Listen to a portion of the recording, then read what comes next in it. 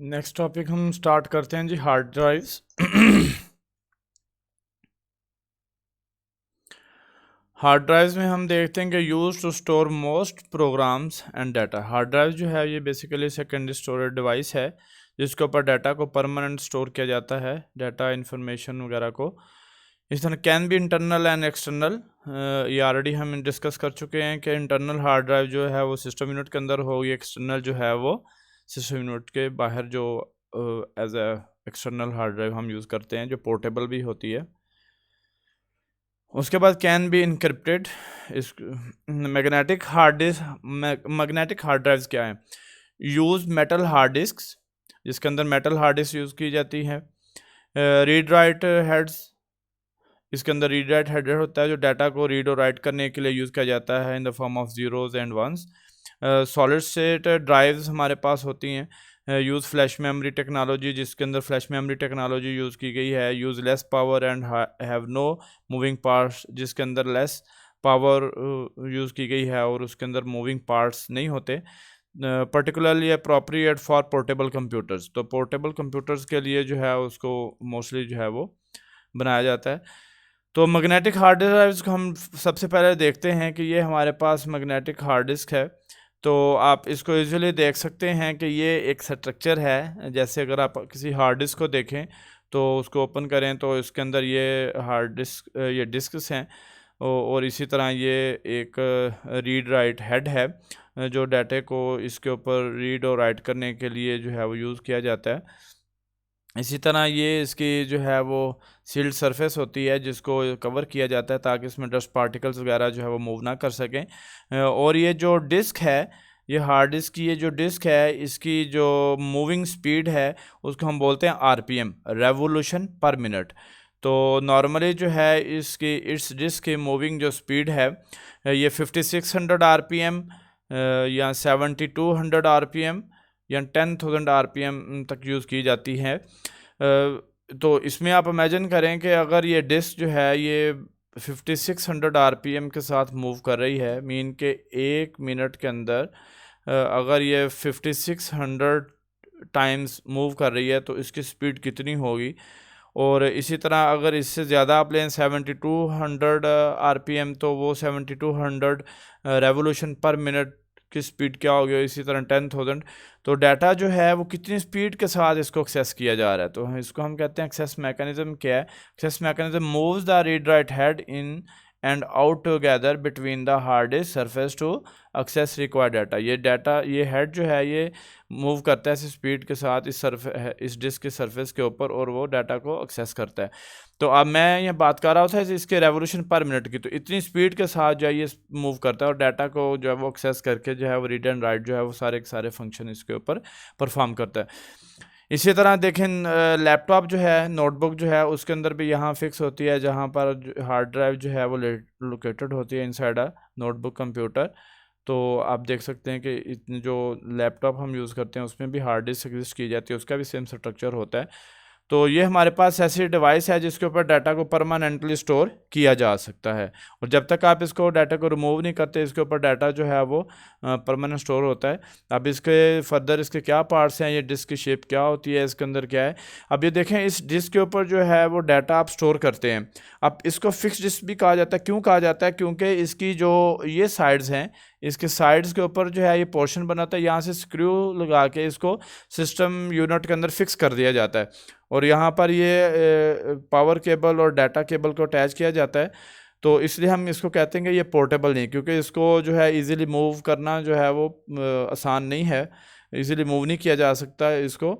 तो इसलिए हम कहते हैं कि ये पोर्टेबल नहीं है। और इसके अंदर जो है बैड सेक्टर आ जाते हैं। बैड सेक्टर मीन के इसका एरिया वो डैमेज हो जाता है, वहाँ पर डाटा को जो है वो रीड और राइट नहीं हो सकता। वो क्यों होता है? उसके 3 फैक्टर्स हैं जो प्रैक्टिकली हम देखते हैं कि रियल लाइफ में वो हम हमारे से पेश आते हैं। अचानक हमारी हार्ड डिस्क पे एक्सेस ही नहीं होती और वहाँ आता है कि आपकी हार्ड डिस्क है ही नहीं सिस्टम यूनिट के अंदर। फिर जब चेक करवाया जाता है तो वो मार्केट से पता चलता है कि ये जो है वो आपकी हार्ड डिस्क जो है वो बेकार हो गई है, वो प्रॉपरली वर्क नहीं कर रही। तो उसके फैक्टर्स क्या होते हैं, उसके रीज़न क्या होती है? जैसे आप उसको इस सेंस में भी ले सकते हैं कि हार्ड डिस्क के लाइफ को हम कैसे इंक्रीज़ कर सकते हैं। तो फर्स्ट ऑफ ऑल तो ये है कि जब आप लाइट की फ्लक्चुएशन की वजह से ये बैड सेक्टर आ जाते हैं कि ये डिस्क आपस में जो है वो टच करती हैं, जिसकी वजह से जो है वो एरिया डैमेज हो जाता है। सेकेंडली उसमें जब वाइब्रेशन करते हैं कि आपने अपना सिस्टम किसी ऐसी लोकेशन पे रखा हुआ है, किसी ऐसी जगह पे रखा है जहाँ वाइब्रेशन है, या आप ये कह सकते हैं थर्ड रीज़न ये है कि आप डायरेक्टली उसको शट डाउन कर देते हैं, आप उसको प्रॉपरली शट डाउन करते ही नहीं हैं, तो वो इतनी स्पीड के साथ मूव कर रहा है कि 5600 या 7200 आरपीएम के साथ अगर डिस्क मूव कर रही है, तो अगर आप उसको सडन ऑफ कर देंगे, तो आप इमेजिन करें कि अगर इसको रियल लाइफ में हम एक कार के साथ कंसीडर करें कि एक कार का जो टायर है वो 5600 आरपीएम या 7200 आरपीएम के साथ मूव कर रहा है, और अचानक आप उसको स्टॉप कर दें, तो उसका क्या रिएक्शन होगा, क्या उसमें जो है वो प्रॉब्लम्स आएंगी आपके साथ। तो आप इमेजिन करेंगे जब हम सिस्टम को डायरेक्टली शट डाउन कर देते हैं तो उसकी वजह से भी हार्ड डिस्क की लाइफ के ऊपर जो है वो इफेक्ट पड़ता है। तो इसलिए हमें चाहिए कि अगर हम अपनी हार्ड डिस्क की लाइफ को इंक्रीज़ करना चाहते हैं तो ये 3 चीज़ों को कंट्रोल करें ताकि उसकी लाइफ जो है वो मैक्सिमम और आप उसको ऊपर ज़्यादा से ज़्यादा वर्किंग कर सकें। ये देखें इसका हार्ड डिस्क जो है वो डिवाइड की जाती है इन पार्ट्स के ऊपर। वो डिस्क जो आपने देखी है, वो डिस्क का स्ट्रक्चर जो है वो इस तरह है। Hard disk are divided into track, sectors, cluster and cylinders. तो आप ये देख सकते हैं ट्रैक, ये एक ट्रैक है पूरा, जैसे एथलेटिक्स की गेम्स के अंदर आप देखते हैं कि ये एक पूरा एक राउंड होता है, तो वो एक राउंड पूरा जो है एक एथलीट ने उसी के अंदर मूव करना होता है, ठीक है। तो इसी तरह ये जो ब्लू लाइन आपको नज़र आ रही है, ये एक ट्रैक है, ठीक है। इस ट्रैक को फर्दर पार्ट्स में हम डिवाइड करते हैं तो उसको हम कहते हैं कि ये सेक्टर है। ये देखें, ये वाला पोर्शन जो है सेक्टर है। Each disk is divided into pie shaped group of sectors, कि ये सेक्टर है, ये सेक्टर है, ये सेक्टर है, ये सेक्टर है, ऐसे ये डिस्क जो है सेक्टर्स में डिवाइड की जाती है। सेक्टर्स के बाद फिर फर्दर हम इसको क्या करते हैं कि क्लस्टर्स के अंदर भी डिवाइड किया जाता है कि one or more sectors form a cluster, the smallest storage area on a disk। इसी तरह सिलेंडर्स क्या होते हैं कि ट्रैक, कि ये आपने देखा था कि track 13 of disk 1 top surface, कि अगर हमारे पास एक हार्ड डिस्क के अंदर 4 डिस्क हैं तो डिस्क 1 के अंदर ये वाला जो ट्रैक है ये टॉप सरफेस है। इसी ट्रैक की फिर बॉटम सरफेस जो है ये है। तो इस तरह ये सारा पैटर्न होता है जिसको हम कहते हैं कि ये हमारे पास क्या है, सिलेंडर है। Cylinder consist of a vertical stack of tracks, the same relative track on each disk surface, ठीक है जी। अगर अपर साइड के ऊपर जो है वो 13 है तो बॉटम साइड पर भी 13 है। अगर अपर साइड पर ये डिस्क 2 की अपर साइड पर 13 है तो बॉटम पर भी, तो ये सेम जो है उसका वो ट्रैक होगा जिसको हम कहते हैं कि ये सिलेंडर है। तो ये एक इनर स्ट्रक्चर है जिसको जस्ट व्यू करवाने के लिए, आपको एक थोड़ी सी अंडरस्टैंडिंग करवाने के लिए दिखाया गया है, ताकि आपको आइडिया हो कि जो हम हार्ड डिस्क अपने सिस्टम के अंदर यूज़ करते हैं उसके ऊपर डाटा परमानेंट स्टोर होता है तो वो किस तरह स्टोर होता है या उसकी क्या मैकेनिज़्म है। तो इसलिए आप इसको शो करवाया गया ताकि आप इसको जो है वो अंडरस्टैंड कर सकें। उसके बाद नेक्स्ट हमारे पास SSD है, सॉलिड स्टेट ड्राइव्स। वो क्या होती हैं कि ये सॉलिड स्टेट ड्राइव्स है। उसमें देखा था आपने डिस्क है, इसके अंदर डिस्क नहीं है। Data stored in flash memory chips located inside the drive. There are no moving parts like in magnetic hard disk. जैसे यहाँ पर आपने देखा है कि ये मूविंग पार्ट्स हैं, ये देखें ये वाले मूविंग पार्ट्स हैं। तो इसके अंदर जो है ऐसी डिस्क नहीं है, ये चिप्स हैं जो इंसर्टेड कर दी गई हैं। तो इसको हम कहते हैं SSD ड्राइव, इसके पे भी डाटा को जो है वो स्टोर किया जाता है। तो यहाँ कंपैरिजन है SSD वर्सेस हार्ड ड्राइव्स। इसको शेप वाइज कंपैरिजन किया गया है कि ये देखें ये आपके पास हार्ड डिस्क है और ये SSD है, ठीक है। तो आप दोनों का फ़र्क देख सकते हैं कि यहाँ पर हमारे पास डिस्क है, यहाँ पर हमारे पास चिप्स हैं। ये मूविंग रोटेट करती हैं, RPM इसके हैं, ये मूव नहीं करती, ये फिक्स है। तो ये इसका ओवरऑल शेप वाइज जो है वो कंपैरिजन है, जिससे आप इजीली अंडरस्टैंड कर सकते हैं कि SSD और हार्ड डिस्क में क्या फ़र्क होता है और इसमें किस तरह का स्ट्रक्चर जो है वो एग्जिस्ट करता है। उसके बाद next external hard drives. External hard drives हमारे पास ऐसी होती हैं जैसे नॉर्मली फ्लैश ड्राइव आप यूज़ करते हैं, तो फ्लैश ड्राइव में जो है वो स्मॉल साइज़ में अवेलेबल होती है। तो हार्ड डिस्क आप कह सकते हैं ये टेराबाइट्स में भी अवेलेबल है। जस्ट इसका स्ट्रक्चर हार्ड डिस्क की तरह ही होता है, लेकिन वो इंटरनली क्योंकि एक सिस्टम यूनिट के अंदर फिक्स की जाती है with the help of screw, तो इसको जस्ट आप स्क्रू के साथ फिक्स नहीं करते, इसको इजीली एक से दूसरी लोकेशन पर आप मूव कर सकते हैं। इसके साथ एक केबल होती है जो एक यूएसबी पोर्ट के अंदर अटैच कर दी जाती है। दूसरी साइड ये देखें, आप ये देख सकते हैं कि ये hard disk, external hard disk पड़ी है। एक पॉइंट जो है वो इस हार्ड ड्राइव के अंदर इंसर्ट कर दिया गया, दूसरा जो है वो अपने लैपटॉप या सिस्टम के साथ अटैच कर दिया गया। सिमिलरली जैसे आजकल आप अपना डाटा जो है वो सेलफोन से सिस्टम के अंदर अगर शिफ्ट करना चाहते हैं, तो एक पोर्ट जो है वो आप उसके सेलफोन के अंदर इंसर्ट करते हैं यूएसबी पोर्ट, और एक जो है वो सिस्टम के अंदर अटैच कर देते हैं, और फिर आप इजीली उसको एक्सेस करने के बाद डाटा को मूव करते हैं। तो आप जस्ट ये समझ लें कि सेलफोन की जगह पर ये एक हार्ड डिस्क है, जिसको हम कहते हैं कि ये एक एक्सटर्नल हार्ड डिस्क है जो कि आप कंप्यूटर के साथ अटैच कर सकते हैं। इसका बेनिफिट ये है कि इसके ऊपर कोई ऑपरेटिंग सिस्टम नहीं आपने किया, कोई कुछ नहीं किया, इसको जिस मर्ज़ी आप सिस्टम के साथ अटैच कर देंगे, ये उसके साथ अटैच होने के बाद कंपेटेबल होगी और इजीली आप उसके ऊपर डाटा जो है वो मूव कर सकते हैं। तो ये तमाम की तमाम एक्सटर्नल हार्ड ड्राइव्स को शो किया गया।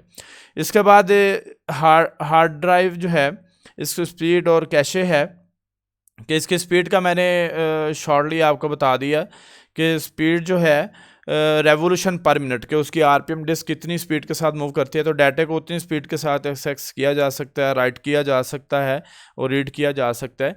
यहाँ पर हम देखते हैं disk access time, total time that it take for a hard drive to read और राइट डाटा, ठीक है, consist of seek time, rotational delay and data movement time.